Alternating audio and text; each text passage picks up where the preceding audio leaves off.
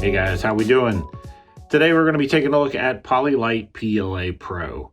Now we're going to get into the technical specifications of this filament, but the first thing we're going to do is we're going to load it up in our Bambu A1 and with some generic PLA settings and see how it prints out of the box with no tweaking. Then we'll take a look at the recommended specifications, see if there's anything we need to tweak. If it doesn't come out perfect, then we'll see how much change is required to make it print the way we want. Hopefully, out of the box is the goal, and I have a feeling it'll probably do it. Let's check it out. All right, while this is printing, let's talk about the setup. In this case, we use the generic PLA setting in Bambu Slicer. We are using a 0.6 nozzle at a 0.24 layer height.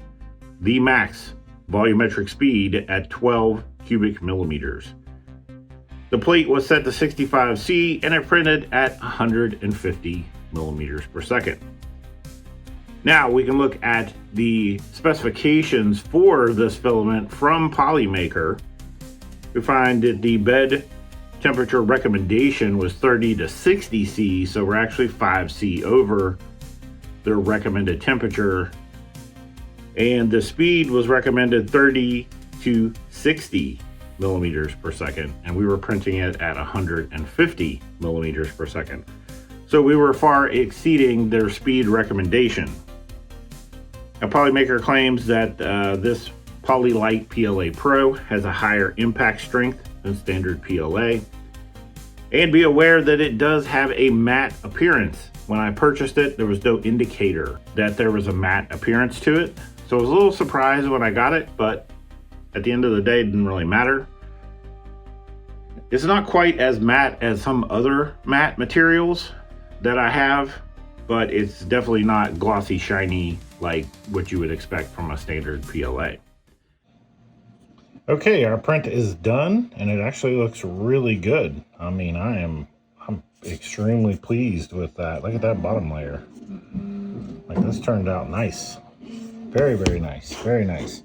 So the last thing we have to check is dimensional accuracy. This is what this is designed for. This is an off-stamp battery. And this has some little grooves in the side there for the battery contacts to slide down in. And it should hold the battery. It shouldn't make it impossible to remove, but it should hold. I've got it set to where the battery shouldn't come out, but if I grab a hold of it and pull it up, it should come right out. So yes, mission accomplished. Pretty happy with that result. All right, so what's my conclusion for the Polymaker PolyLight PLA Pro? Well, I've got to say, I'm pretty happy with it. I printed it quite a bit faster than I was supposed to, and a bed that was hotter than it was supposed to be, and it still worked out just fine. The dimensional accuracy was really good when we test fitted our part, and that's super important when you're doing practical prints. Things have to fit together.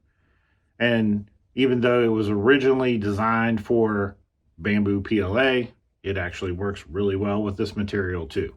And even though I was not expecting a matte PLA when I ordered it, I actually really like the finish.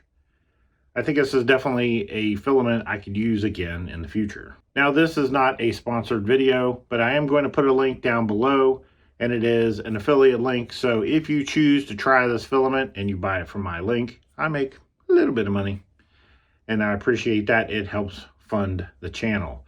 All right, guys, if you have any questions or comments, let me know. Throw them down below, and I'll get back to you as soon as possible. All right, later.